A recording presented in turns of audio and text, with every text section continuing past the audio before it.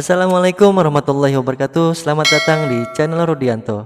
Video kali ini kita akan membahas tentang kelas dan objek.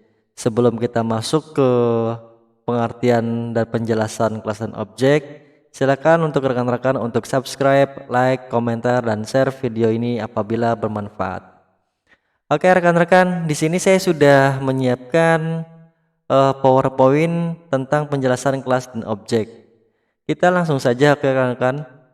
Di sini saya akan ilustrasikan terlebih dahulu sebelum masuk ke dalam pengertian kelas dan objek.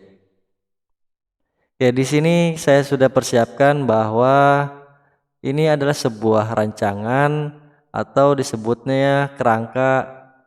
Kalau di OOP disebutnya kelas ya. Jadi ini adalah sebuah kerangka atau biasa disebutnya kelas dalam OOP.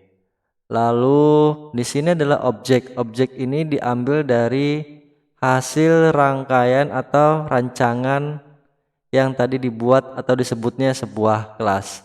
Ya, ini adalah ilustrasi tentang kelas dan objek. Ya, sekarang kita masuk ke dalam pengertian dari kelas. Kelas ini merupakan sebuah kerangka atau struktur yang digunakan untuk membungkus baris kode untuk membuat instan sebuah objek. Jadi, kelas ini dapat menyimpan suatu proses terhadap metode dan properti. Selain itu, di dalam kelas ini juga dapat melakukan penyimpanan data. Kelas digunakan untuk membuat instan dari sebuah objek. Nah, di sini maka disebutnya adalah sebuah kelas. Jadi nanti setiap pembuatan file yang menerapkan OOP harus diawali dengan kelas. Artinya kelas itu wajib ada ketika kita menggunakan teknik OOP. Ini sangat penting rekan-rekan karena di dalam OOP kita harus mencantumkan sebuah kelas di sini ya. Harus diawali dengan kelas untuk pembuatan program konsep OOP. Oke, dalam membuat kelas OOP di PHP diawali seperti ini search kodenya ya teman-teman ya, atau perintahnya. Untuk membuat kelas diawali dengan keyword kelas, kemudian diikuti dengan nama kelas. Ini bebas rekan-rekan. Jadi kita harus diawali dengan keywordnya di sini kelas ya. Biasanya dalam pemrograman di PHP itu nama pertamanya depannya ini huruf besar ya rekan-rekan ya. Jadi biasanya huruf besar, lalu diikuti dengan kurung kurawa ya, dibuka kurung kurawa dan ditutup dengan kurung kurawa. Di sini nanti isi dari properti dan metode. Oke, nanti di sini akan kita bahas. Untuk selanjutnya kita masih membahas kelas terlebih dahulu. Oke, sekali lagi di OOP itu harus diawali dengan kelas ya. Nah, nama kelas itu diawali dengan kalimat kelas lalu nama kelas. Misalkan di sini kelas motor atau kelas mobil. Ini nanti tinggal diganti oleh rekan-rekan ya. Oke. Jadi penamaan nama kelas ini harus sama dengan nama file. Hanya saja tidak memakai ekstensi .php atau .php. Namun di dalam suatu file dapat membuat kelas lebih dari satu nanti. Ini nanti kita akan contohkan atau kita praktekkan dalam pembuatan kelas. Oke, selanjutnya adalah objek. Objek adalah instan dari sebuah kelas.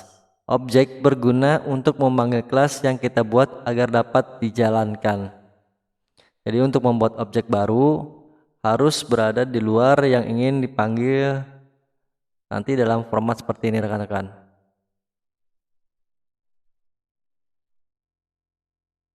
Oke, saya akan contohkan di sini potongan dari objek ya.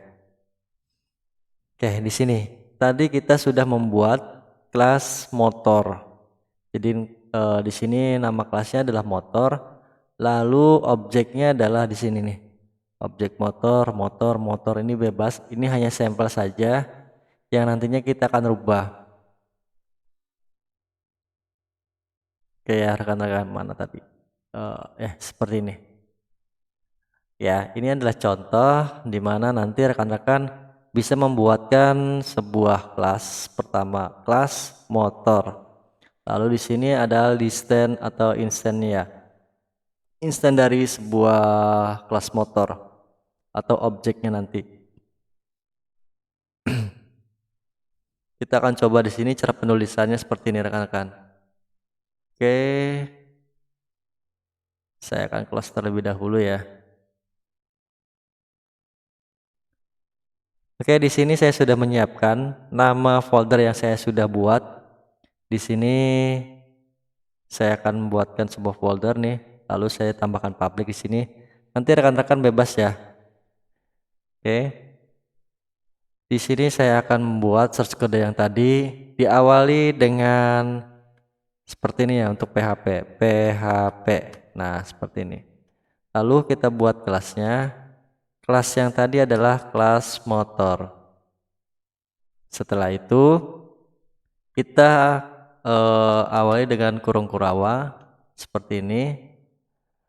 Nanti di sini hanya untuk diisi dengan isi dari properties ya. Properti dan method. Jadi kalau method nah seperti ini. Jadi ini kalau misalkan ada garis 2 di sini berarti ini sebuah komentar ya. Oke, lalu saya isi di sini variabelnya A, lalu new motor. Ya, new motor. Sini juga sama, saya akan kasih itu dulu. Oke, lalu kita simpan di sini dengan nama motor titik PHP. Oke, saya ingin tahu di sini kita panggil ya, kita panggil.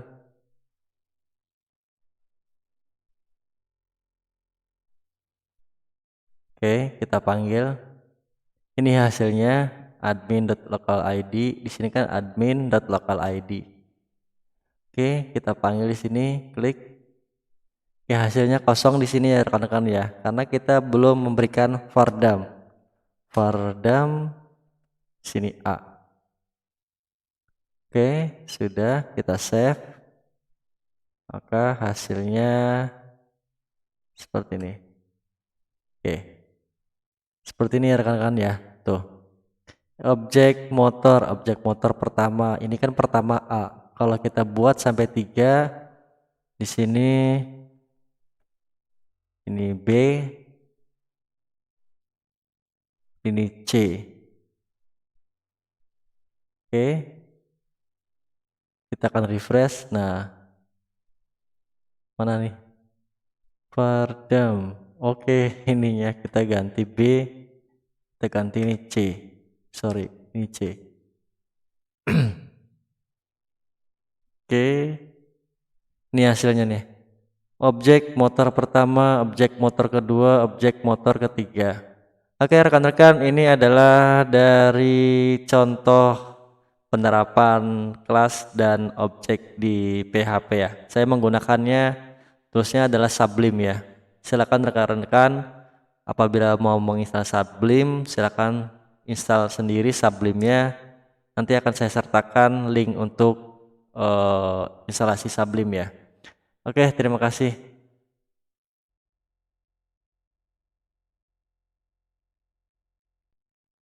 Oke, terima kasih. Jangan lupa subscribe, like, komentar, dan share video ini apabila bermanfaat. Assalamualaikum warahmatullahi wabarakatuh.